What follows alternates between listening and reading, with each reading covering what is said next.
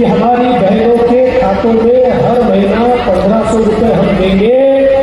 हमारे विपक्ष के लोग, कांग्रेस के लोग, शरद पवार की पार्टी के लोग, उद्धव ठाकरे की पार्टी के लोग हमारा मखौल उड़ा रहे थे, मजाक उड़ा रहे थे, कह रहे थे क्या बात करते हो, ये तो होने ही नहीं वाला है, ये तो आप केवल घोषणा करते हो, ये तो आपकी घोषणा कभी सत्य में नहीं होने वाली।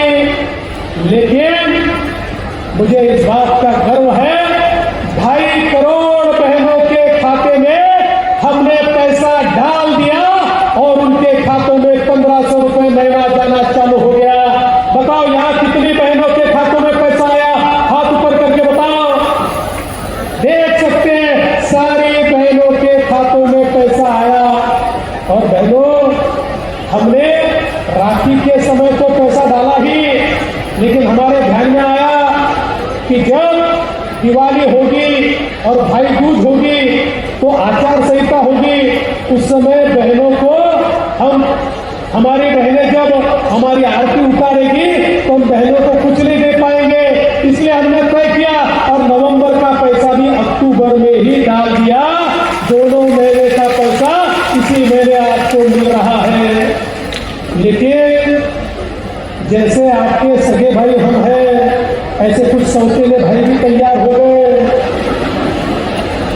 ये कांग्रेस वाले आपके सौतेले भाई, इन्होंने जब देखा अरे योजना तो सफल हो रही है, योजना तो पैसे खातों में जा रहे हैं, हाईकोर्ट में चले गए।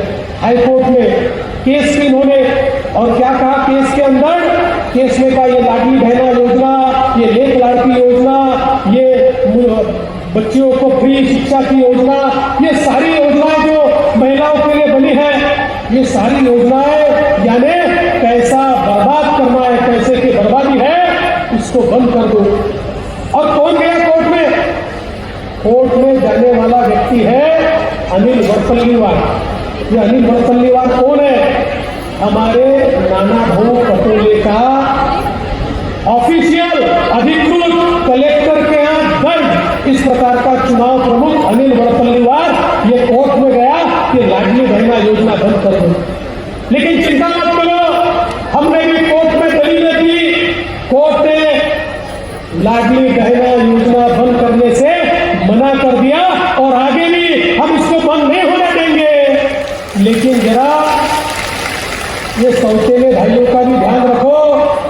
अभी आपने कल उद्धव ठाकरे जी को सुना होगा, उद्धव ठाकरे जी ने कहा हमारी सरकार आएगी तो पहली कैबिनेट में बीजेपी वाली सरकार के सारे जो फैसले हैं, बीजेपी शिवसेना राष्ट्रवादी सरकार के सारे फैसले पहले कैबिनेट में हम रद्द कर देंगे, खत्म कर देंगे।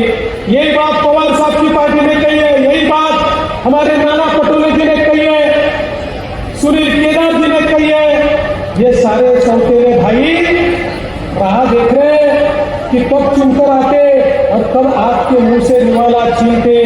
लेकिन मेरे को पता है जिनके पीछे इतनी बहनों का प्यार है उनको कोई हरा नहीं सकता।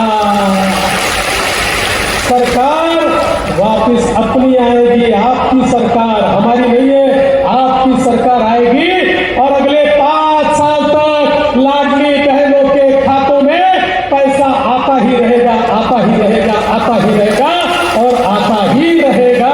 आया थी तो 19 में यहां कमल खिल जाता।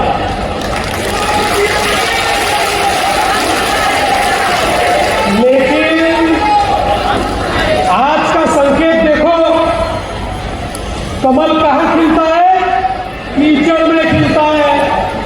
कमल पानी में खिलता है, जहां कीचड़ है, जहां पानी है, वही कमल खिलता है।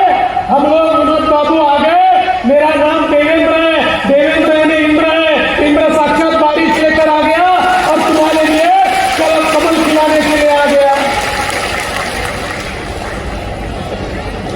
हालांकि वो इंद्र और मैं अलग इंद्र हूं, मैं तो कंफ्यूजन हो जाएगा। मेरा कोई स्वर्ग नहीं, कोई दरबार नहीं है, मैं जमीन का इंद्र हूं, वो स्वर्ग के इंद्र। लेकिन ये बहुत खुशी की बात है। और मैं आपको एक चीज और बताता हूं, हमने फैसला किया और हमने कहा विनोद बाबू बहुत होगी चाबी, अब चाबी को जेब में रखो और अपना कमल लेकर आगे निकलो। मैंने बोला विनोद बाबू ये कमल तो अपने मोदी जी का कमल है, मोदी जी का कमल ये तुम्हारे हाथ में शोभा देता है, ये कमल लेकर आप निकलो। ये मैंने विनोद बाबू को बताया और उन्होंने मुझे कहा भाऊ जिस दिन से चुनकर आए, मैं इस बात का गवाह देता हूं, भले ही वो चुनकर आए, इंडिपेंडेंट चुनकर आए, चाबी से चुनकर आए, चुनकर आने के दूसरे दिन मेरे पास आए, बोले ठीक है परिस्थितियां कुछ भी रहे लेकिन मेरे मन में भाजपा जिंदी है, क्योंकि मेरा जन्म बीजेपी में हुआ है, मेरा परिवार बीजेपी का है, इसलिए 5 साल में आप जो बोलोगे मैं करूंगा, बीजेपी के लिए जो करना है मैं करूंगा। विधान परिषद का चुनाव आया, राज्यसभा का चुनाव आया, सामने से करोड़ों रुपए के ऑफर उनको आते थे, तो उन्होंने कहा विनोद अग्रवाल बिकाऊ नहीं है, मैं बिकने वाला नहीं हूं, मैं तो बीजेपी के साथ रहूंगा। और उन्होंने जब जब मैंने जहां जहां बोला विनोद बाबू ने वहां पर अपना वोट दिया। पूरे समय 5 साल भारतीय जनता पार्टी के विधायक के रूप में, आमदार के रूप में उन्होंने काम किया। जब मैंने कहा अब बहुत हो गया, अब कमल हाथ में लेना है, उन्होंने कहा